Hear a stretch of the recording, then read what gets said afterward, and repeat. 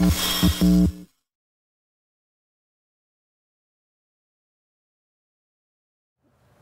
of the things that you'd said earlier, just about like a younger generation being, some of the things you said, skeptical, and some of what you said describes both Christians and non-Christians. So how have you seen that really affecting the church, the young Christians who are, as we all know, often leaving the church? Yeah. Well, I think there are a lot of their issues and challenges are very legitimate. They're having to live these dual lives between what the church expects of them and what the world and culture dictates to them. I mean, sexuality is an obvious example. It's not the only example, but it's an obvious one. Right. I think we're living between like this traditionalist narrative, which isn't necessarily a biblical one, which is the idea that sex should be kept in the closet and never talked about, and an individualist perspective on sexuality where it's like all about your personal fulfillment and just do what comes naturally and be safe, but just enjoy. Right. And I think the biblical narrative on sexuality is one of relationships that your sexual choices matter to everybody, not just your partner or your marital spouse, but I was having lunch with an older woman from my church recently, and she was just really distraught over the choices that her daughter had made to have an abortion. And just reminded me, it's like our sexual choices, they seem individual, they seem off to the side. And so I think this is part of the challenge that a lot of younger Christians, you asked me how it's different, I think that's part of it, is that a lot of their challenges about rigidity and sexual identity, sexual perspectives, skepticism towards the Bible or other things are good questions to ask, but the other side of that is that the church hasn't maybe been courageous enough to really try to help them and restore them lovingly back into fellowship. It's too difficult. This is that legalism that we talked about at the very beginning, is that it's too easy to judge people and push them to the side than it is to lovingly restore them. And young people feel that. Right. I don't know, you might bristle at this. I'll let you decide. But sometimes when I read some of the Barna stats or just like some of the conclusions and stuff, I get a sense of sort of an implicit applause of the idea of like being spiritual but not religious.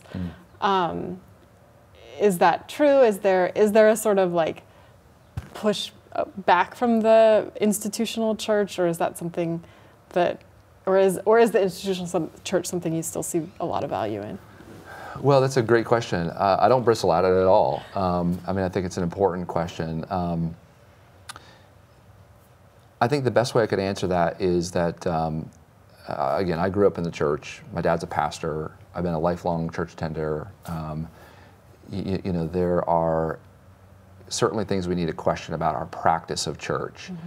I think we have to be really, and I say this with such love and respect towards people that are in full-time ministry, but think about this question. When your success in ministry, if you're a pastor, is measured primarily through the number of people that come. And again, most pastors would never say that this is the case, because it's not. Sure. Like it's not what they're there for. Their motivation to get into ministry was never about the money or the people or the acclaim, because you don't necessarily get that. It's a hard work. My dad, growing up in a pastor's home, it's difficult.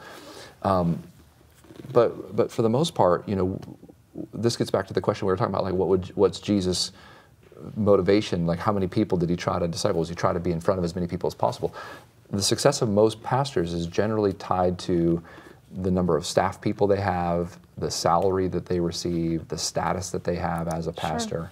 So something is quirky in our world where that's the way we would measure the success or see who's the most influential pastor in America. And it always comes down to staff and salary and status in some weird way. And I think we have to ask ourselves some tough questions about that. And I think Barna and Barna Group and Kinnaman are trying to ask those questions in a way like Paul, when I said earlier, he has to come alongside the church and say to Peter, like, this isn't right that you would endorse circumcision with these Gentile believers just to make the Jewish believers happy. That's in Galatians. And so I'm trying to be truth and love towards the church. But I think that there's so much good in what the church has to offer. And this is the great irony of it. It's like, you go out and try to reinvent the church, and you end up kind of where you started it's from. True, isn't it? And yeah, it's like all church plants end up looking just like the one that they left. They end up looking more seeker sensitive than they intended to do. They would be anything but a seeker sensitive church, and they wear jeans. You know, and so I think that's where I'm at. Is I'm certainly cycling through that. I've been working on a new project, and Hebrews 12, this idea of our role as part of the assembly of saints, where the writer of Hebrews says you've come to Mount Zion to, this assembly of angels, to, the saints of old, to God himself, to Jesus who speaks a new covenant, and our participation in the church, our ability to be the body of Christ. I couldn't be more passionate about how young Christians can see their role and become, really living, breathing members of that body, part of that assembly of saints. I want to ask about Barna's definition of born-again Christians. Okay, shoot away. I don't remember off the top of my head. I'm sure that you do, but Dang, I was hoping you had it. I know, it's like, what? I feel sometimes I've heard and sometimes feel that is it too narrow of a definition of a Christian, of a born again Christian? The evangelical definition or the born again? Probably the born again. So I'll tell you how it goes, and then you tell me which one you're thinking of. The definition of a born again is someone who says that they made a personal commitment to Christ that's still important in their life, and then when they die, that they would go to heaven because they've confessed their sins and accepted Christ as Savior. So it's the confession and profession of faith. That's born again. That's about 40% of Americans. In addition to that, there are another 7 or so questions that get to, do you believe that the Bible is accurate in the principles that it teaches? Do you believe that Satan is a real spiritual adversary? These aren't the exact words, but the concepts. Do you think you have a responsibility to share your faith with other people? Can you get into heaven through good works? Those kinds of things. Right.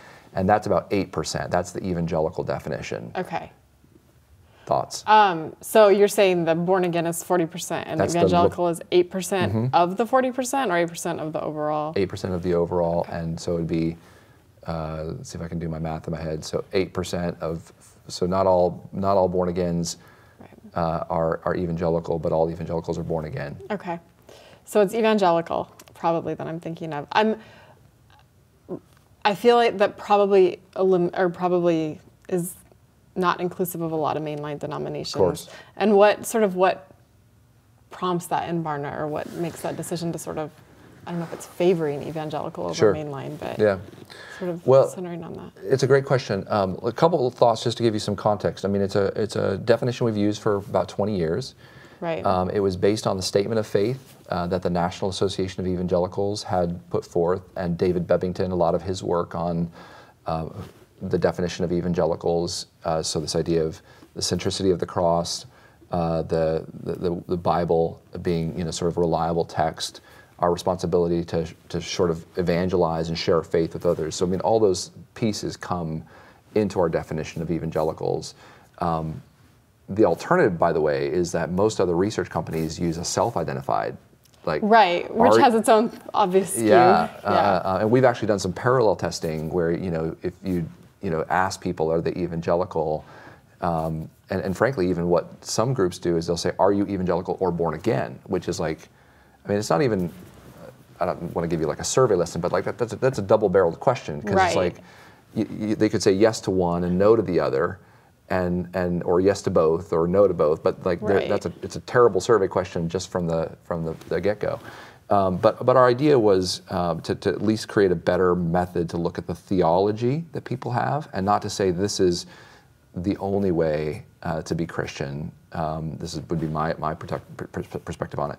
This is not the only way to define a Christian, but it's the way to define people that have sort of this NAE, National Association of Evangelicals, or David Bebbington's view. He's one of the foremost scholars on evangelicals, sort of a true perspective. And then you find evangelicals that are Catholic, and you find evangelicals who are mainline. You find fewer of them than you would find in more mainline or Southern Baptist or Assemblies of God kind of churches. I'm not completely satisfied with our definitions, and so we're always like thinking through how we could update them and, you know, try to create extra specificity and clarity about them.